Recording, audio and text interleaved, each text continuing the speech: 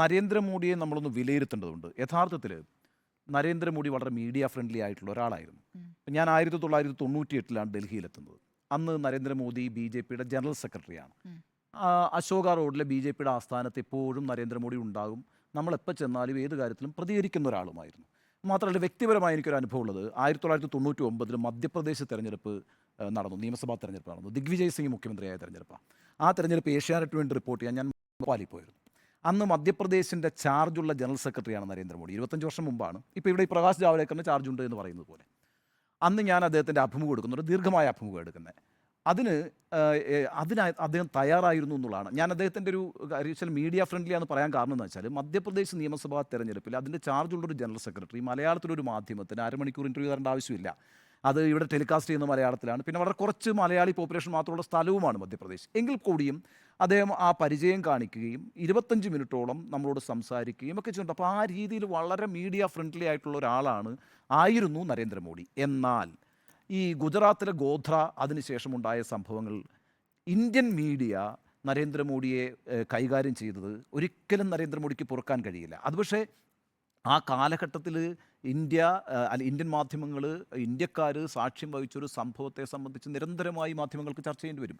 അന്ന് ഈ merchant of death എന്നാണല്ലോ സോണിയാഗാന്ധി തന്നെ വിളിച്ചത്, മരണത്തിൻ്റെ വ്യാപാരിയാണ് എന്നാണ് വിളിച്ചത്.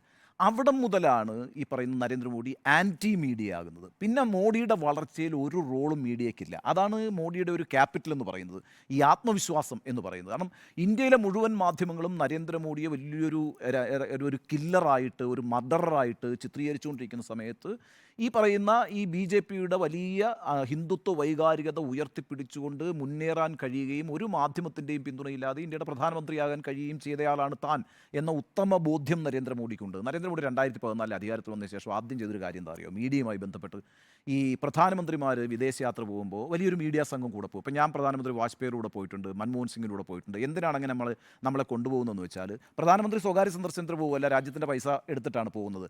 ഈ ഒരു മിഷനോടുകൂടിയാണ് പ്രധാനമന്ത്രി മറ്റു രാജ്യങ്ങളിലേക്ക് യാത്ര ചെയ്യുക. അപ്പോൾ അവിടെ പോയി പ്രധാനമന്ത്രി നടത്തുന്ന ചർച്ചകൾ നേരിട്ട് കണ്ട് ബോധ്യപ്പെട്ട് അത് ഇന്ത്യൻ ജനങ്ങളെ അറിയിക്കുക എന്നുള്ളതിന് വേണ്ടിയിട്ടാണ് ഒരു മീഡിയ കണ്ടിൻജന്റിനെ, ഈ മീഡിയ സംഘത്തെ കൊണ്ടുപോകുന്നത്.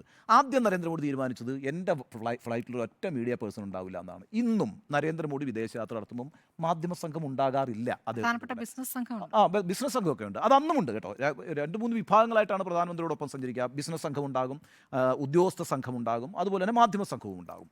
അപ്പോൾ ഈ കാര്യങ്ങൾ അവിടം മുതൽ ഇങ്ങോട്ടേക്ക് ഈ മീഡിയയെ അകറ്റി നിർത്തുക എന്നുള്ളത് നരേന്ദ്രമോദി ഒരു തീരുമാനമാണ്. മാത്രമല്ല, ഇന്ത്യയിലെ എല്ലാ പ്രധാനമന്ത്രിമാരും എല്ലാ വർഷവും ഒരു മീഡിയ കോൺഫറൻസ് നടത്തും. എന്തിനാണെന്നറിയാം? അവർ ചെയ്തുകൊണ്ടിരിക്കുന്ന കാര്യങ്ങൾ ഡയറക്റ്റായിട്ട് ആൻസർ ചെയ്യാൻ വേണ്ടിയിട്ടാണ് അവരങ്ങനെ വാർത്താ സമ്മേളനം നടത്തുന്നത്. മൻമോഹൻ സിംഗ് ഒക്കെ നിരന്തരം അത് ചെയ്തുകൊണ്ടിരുന്നു. അതായത് ഞാൻ നേരത്തെ പറഞ്ഞു, 2013 അവസാനമായിട്ട് ഇന്ത്യൻ പ്രധാനമന്ത്രി വാർത്താ മാധ്യമങ്ങളെ കാണുന്നത്.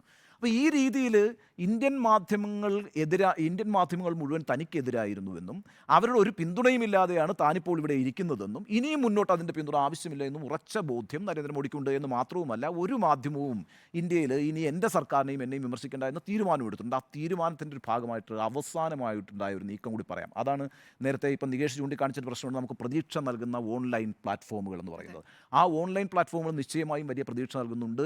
അതായിരിക്കും ഒരു പക്ഷേ നമുക്ക് ഈ പറയുന്ന, നമ്മുടെ അതൊക്കെ പരമ്പരാഗത മാധ്യമമായിപ്പോയി, നമ്മളൊക്കെ ട്രഡീഷണൽ മീഡിയ ആയിപ്പോയി. ഇപ്പോൾ പ്രിൻറ്റ് മീഡിയ ഉള്ള സമയത്ത് ടെലിവിഷൻ ഒരു ന്യൂ മീഡിയ ആയിരുന്നു. ഇപ്പോൾ ടെലിവിഷൻ ഈ ഡിജിറ്റൽ മീഡിയ വന്നപ്പോഴത്തേക്കും ടെലിവിഷൻ ഒരു പരമ്പരാഗത മാധ്യമമായി മാറി. അപ്പം ഡിജിറ്റൽ മീഡിയയാണ് ഇനിയിപ്പം കാര്യങ്ങൾ മുന്നോട്ട് കൊണ്ടുപോകുക. അവിടെ ഒരു വലിയ കർശന നിയമം ഈ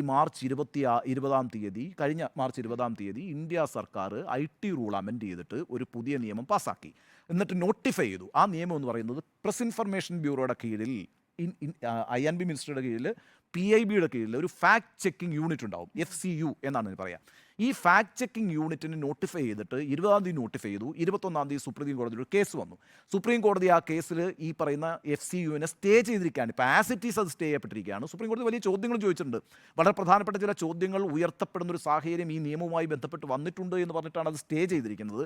അത് പക്ഷേ നടപ്പാക്കാൻ പോവുകയാണ് സർക്കാർ. ആ സ്റ്റേക്കൊക്കെ എത്രത്തോളം നിൽക്കാൻ കഴിയുമെന്ന് എനിക്കറിയില്ല. അതിൻ്റെ പ്രശ്നം എന്താണെന്ന് വെച്ചാൽ, എന്താണ് ഈ ഫാക്ട് ചെക്കിംഗ് യൂണിറ്റ് എന്നറിയാമോ? ഏത് മാധ്യമത്തിലും, ഏത് ഓൺലൈൻ മാധ്യമത്തിലും, യൂട്യൂബ് ആയാലും ഏത് സോഷ്യൽ മീഡിയ പ്ലാറ്റ്ഫോം ആയാലും സർക്കാരിൻ്റെ നയങ്ങൾ, സർക്കാരിൻ്റെ പദ്ധതികൾ, അതായത് പോളിസീസ്, ഇനിഷ്യേറ്റീവ്സ്, സ്കീംസ്, ഇതുമായി ബന്ധപ്പെട്ട് ഏതെങ്കിലും തരത്തിലുള്ള ഫേക്ക് ന്യൂസുകൾ വന്നാൽ സർക്കാരിന് ഇടപെടാമെന്നും ഇമ്മീഡിയറ്റ് ആയിട്ട് അത് ഡിലീറ്റ് ചെയ്യാമെന്നുമാണ് FCU പറയുന്നത്. ഇവിടുത്തെ തമാശ എന്താന്ന് പറഞ്ഞാൽ, ഇത് സർക്കാരിനൊരു വാർത്ത സർക്കാരിനെതിരാണോ അല്ലയോ എന്ന് തീരുമാനിക്കുന്നത് സർക്കാർ തന്നെയാണ്. അവിടെയാണ് അതിന് തമാശ. അതായത് നിങ്ങൾ തന്നെയാണ് ജഡ്ജി, നിങ്ങൾ തന്നെയാണ് ജൂറി, നിങ്ങൾ തന്നെയാണ് ഇതൊക്കെ എക്സിക്യൂട്ട് ചെയ്യുന്നത്. ഇവിടെ ഒരു അപ്പീലിന് പോലും അവസരമില്ല. അപ്പോൾ എന്താ സംഭവിക്കുകയെന്ന് വെച്ചാൽ, ഇപ്പോൾ നമ്മളിപ്പോൾ റിപ്പോർട്ടർ ടിവിയുടെ ഡിജിറ്റൽ വിഭാഗം ഒരു വാർത്ത അങ്ങോട്ടേക്ക് അടിക്കുകയാണ്. ഈ സർക്കാരിൻ്റെ ഏതെങ്കിലും ഒരു പ്രോജക്റ്റിനകത്ത് ഇങ്ങനെ അഴിമതി നടക്കുന്നു, അല്ലെങ്കിൽ എന്തെങ്കിലും സർക്കാർ വിരുദ്ധമായൊരു വാർത്ത വന്നാൽ നേരിട്ട് FCU എൻട്രി ചെയ്യുകയും, FCUവിന് നേരിട്ട് എൻട്രി ചെയ്യാം, അല്ലെങ്കിൽ കംപ്ലയിൻസിൻ്റെ അടിസ്ഥാനത്തിൽ എൻട്രി ചെയ്യാം. കംപ്ലയിൻറ്റ് ഉണ്ടാക്കാൻ വലിയ പണിയൊന്നുമില്ല. അപ്പോൾ കംപ്ലയിൻറ്റിൻ്റെ അടിസ്ഥാനത്തിൽ എൻട്രി ചെയ്തിട്ട് ഇമ്മീഡിയറ്റ് ആയിട്ട് ഇത് ഡിലീറ്റ് ചെയ്യണം. ഇത് ഡിലീറ്റ് ചെയ്ത അപ്പം ഈ രീതിയിൽ ഓൺലൈൻ മീഡിയയെയും ഡിജിറ്റൽ പ്ലാറ്റ്ഫോമിനെയും പൂർണ്ണമായും നിയന്ത്രിക്കാൻ കഴിയുന്ന ഒരു നിയമം ഉണ്ടാക്കിയിരിക്കുന്നു എന്നുള്ളതാണ്. അവിടെ ഈ പറയുന്ന സുപ്രീം കോടതിയുടെ സ്റ്റേ കടന്നുപോയി ഈ നിയമം ഇംപ്ലിമെൻറ്റ് ചെയ്യപ്പെട്ടാൽ ഇന്ത്യയിൽ നമ്മൾ ഈ പറയുന്ന സമൂഹ മാധ്യമ സ്വാതന്ത്ര്യം എന്ന് പറയുന്നത്, നമ്മളൊക്കെ ഇപ്പോൾ വലിയ രീതിയിൽ എല്ലാ മനുഷ്യരും ഒരു ചാനൽ ഓണറാണല്ലോ. അപ്പം നിങ്ങൾക്കൊരു യൂട്യൂബ് ചാനൽ ഉണ്ടാക്കാം, എല്ലാവർക്കും ഉണ്ടാക്കാം, ഒരു വെബ്സൈറ്റ് ഉണ്ടാക്കാം, ഒരു പ്രശ്നവുമില്ല, നിങ്ങൾക്ക് നിങ്ങളുടെ വാർത്തകൾ പ്രചരിപ്പിക്കാം. ആ മുഴുവൻ സ്വാതന്ത്ര്യവും ഫേക്ക് ന്യൂസ്, മിസ്ഇൻഫർമേഷൻ എന്നീ 2 വാക്കുകൾ ഉപയോഗിച്ചുകൊണ്ട് പിടിച്ചടക്കാൻ പോകുന്നൊരു നിയമം നരേന്ദ്രമോദി പാസ്സാക്കി കഴിഞ്ഞിരിക്കുന്നു. ഈ സ്റ്റേ വെക്കേറ്റ് ചെയ്യപ്പെട്ട് കഴിഞ്ഞാൽ അത് ഇംപ്ലിമെൻറ്റ് ചെയ്യപ്പെടുകയും അതോടെ പൂർണ്ണമായും ഇന്ത്യയിലെ മാധ്യമ സ്വാതന്ത്ര്യത്തിന് സീല് വെക്കപ്പെടുകയും ചെയ്യുമെന്നാണ് ഞാൻ ഭയക്കുന്നത്. സുപ്രീം കോടതി